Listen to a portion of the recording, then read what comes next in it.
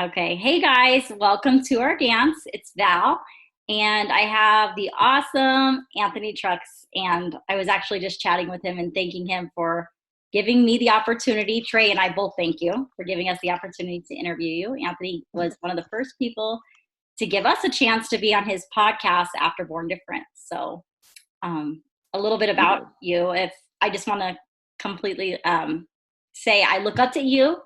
And Anthony is a motivational speaker. He was in the NFL, and now he's also coaching. He's just a father, a husband, just an amazing person. So if you can tell us a little bit about what you do and podcasts and everything else.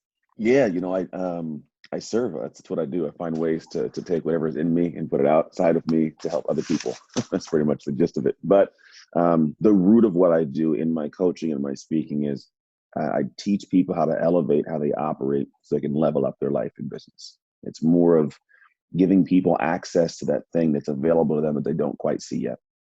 And so it's in the vein of the human being um, being better. I guess is the best way to look at it. But yeah, so I coach, speak, talk on a podcast, make a bunch of cool stuff on the internet and put it out there for people to consume and enjoy. And that's what I do. But you have an amazing story that brought you to this point in your life.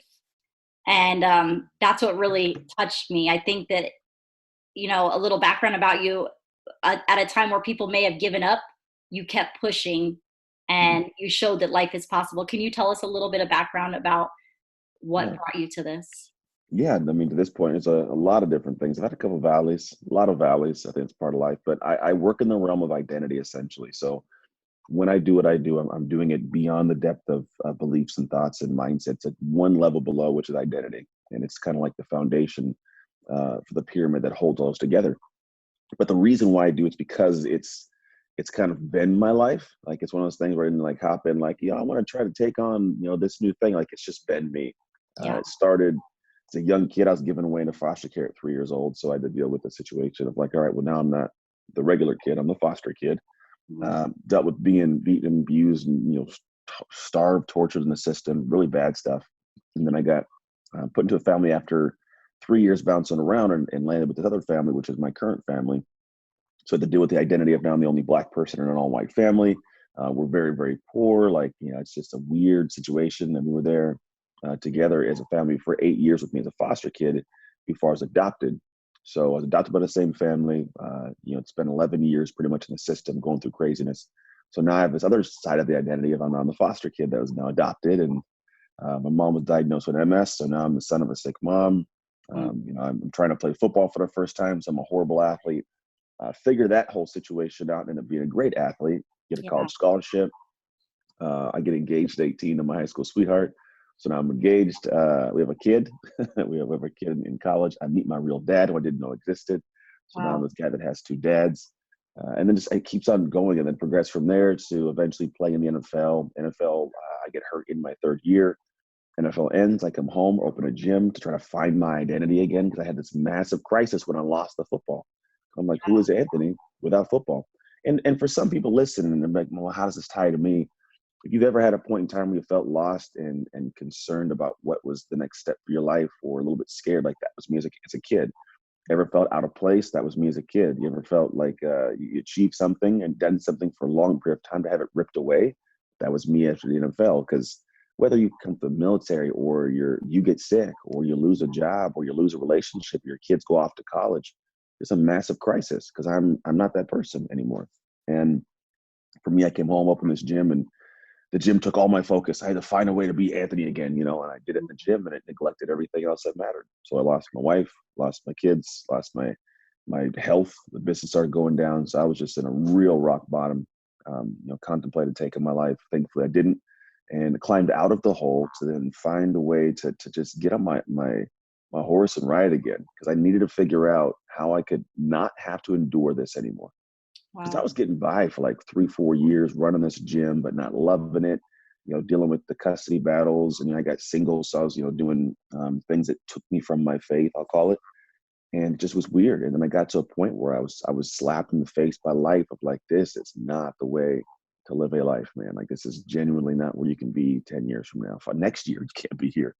Wow. And so I went back and started unpacking the things that needed to be worked on for me did a lot of internal work, shifted a lot of different beliefs and thoughts and actions, and how my mindset worked, habits I had, started building my sense of pride and character back up. And then was met with a moment where I was in the room as my adoptive mom passed away after a 17-year battle with MS.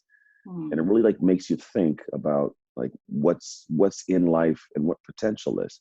Because she physically had so much potential, but she couldn't do much because she was, bedridden. It was horrible to watch that disease take all her potential from her. So I was like, I'm living this life that she gave me because of the way she loved me in a way, but I am not fulfilling my potential, and there's so much more I can do. And so I kind of flipped a switch and decided to like get back and go to work again, and built a life that was better, in a sense of fixed my marriage, got back in shape, figured the business stuff out, became a present father, and then realized that there's a unique thing within me and my experience that I have been going through, that a lot of people, like one of the things I've gone through would shut most people down. Like a lot of like the marriage falling apart would shut somebody down. Being a Yeah. poor dad would shut somebody down. Like business failing shut somebody down, and they would live in that for the rest of their life.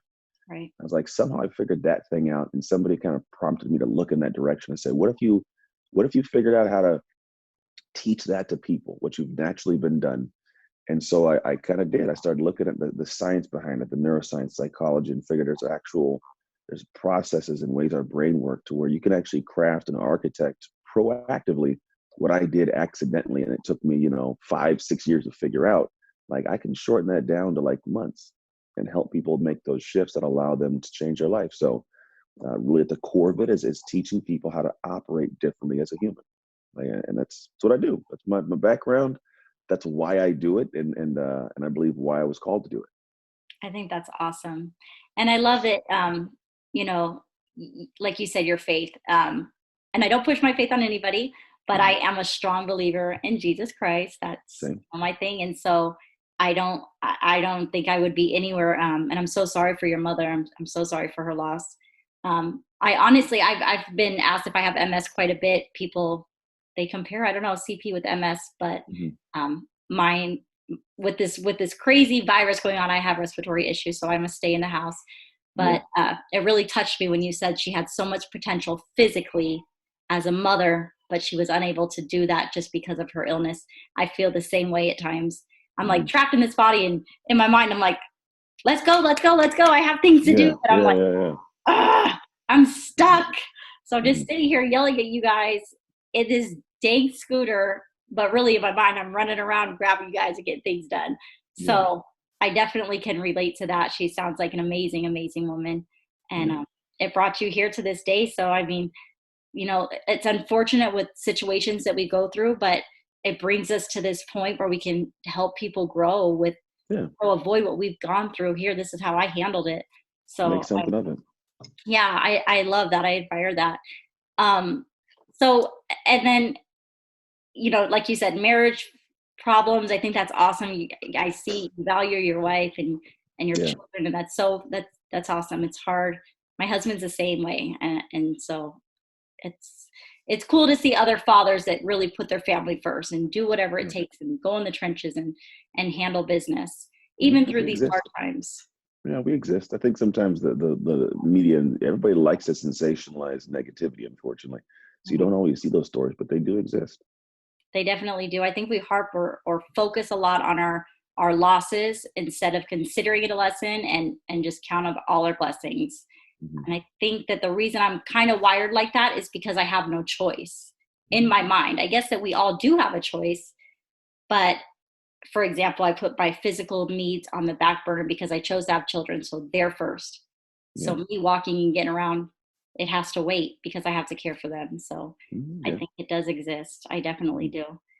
Awesome. That is so cool. And then your podcast, you still have your podcast and you interview? Still have it. That's all awesome. the time. Yeah, I do. I actually am going to be doing more podcasts here and like starting like a mini like YouTube show. I got some things in the works. Oh, cool. Very cool. So where do people follow you? I mean, where do we go if we want coaching and things like that? Because I think you're amazing when it comes to coaching. I copy all your stuff because it registers with me. It means, it seems genuine and you seem like a regular person. Yeah. And I really enjoy that. I admire that about you. That's how I show up. I have no intention of being like putting on a show. It's just not. It's not in my DNA. Yeah. I don't care. I think part of it was the NFL. Like once you go through that level and you see what it's like, and you get out of it, you're like, it's not the people everybody look up to. Like, oh my gosh, they're amazing. Like, yeah, but that dude, like, he farts all the time, man. He's not like Right. perfect. See, not that you see flaws in humans, but it's like we're all just people. So I Mhm. tell people, like, I'm for the most part a regular guy. I got a wife and kids, and you know, I live my life, and I got to take the dogs for walks and clean their dog poop up. Mm. But the work I do in the world, like I regularly serve, like I serve at a regular level to help other people's lives. Because I think for me, like my level of success, it's not that it's a financial success, but it's a peace success. I have the money and I can take care of my family and I'm good. Yeah. Uh, but that only allows me to facilitate something. And what I like to facilitate is peace for other people. So Mhm. in that sense, yeah, I'm regular and I put cool things out and I do the podcast and I talk and I genuinely share what's really going on because I don't have time to craft something that's not real. I don't have it. I like the flow. And if I have to think about like, let me make something for some random purpose, like I'm not good at that. So I like to just like pull things straight from my life that really is happening with myself or my clients, and guide people to the place they want to go. Yeah, I love that you're very relatable. I mean, like you said, we're all human. Obviously, we have different struggles, and I can't camouflage mine, so mine's a little bit more obvious, but it doesn't mean that somebody else is not going through a struggle. I think they Yeah. and like I mentioned, you just put out recently a short video of Mhm. parenting, Yeah. and it talked directly to me. I was telling you, it's almost like when you go to church and you feel like God just DM'd the pastor and said, "Hey, Val needs Yeah. this message." Yeah. I was like, God just DM'd Anthony and I need this message. So I called Yeah. Trey 4 o'clock in the morning and said, I need to communicate better with my son because I Yeah. just get caught up in my own life, which is, it's not fair. Yeah. So, That's what's cool.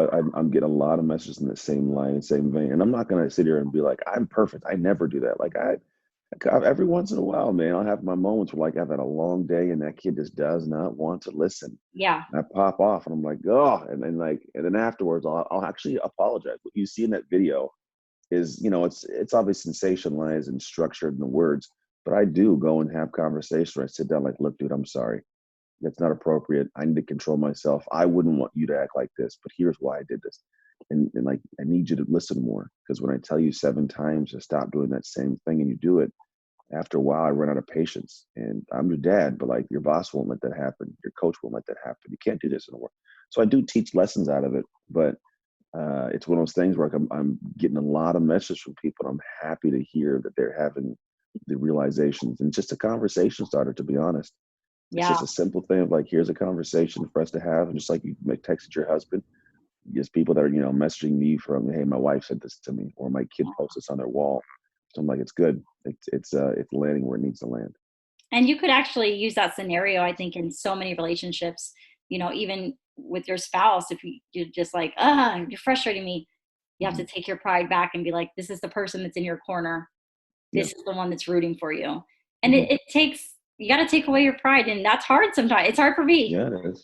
I'm Me very too. stubborn. So and I seen when you were about to knock on the door and like, Yeah, that's me. real, That's right? me. Yeah. I was like, ooh, that's me. I'm scooting over there on my scooty, like, not yet, not yet. But I Yeah. know it needs to come out and I know I need to apologize because I'm the adult. He's 11. He Yeah. doesn't know what They don't I know know. how to do it, and they can only do what we teach them to do. That was the thing is where we filmed that, I had like a storyboard in my head of what I wanted to do, but it was just a script. Everything else I ad libbed, like Oh, everything from like, you know, let's get the piece of paper out because that wasn't part of it at first.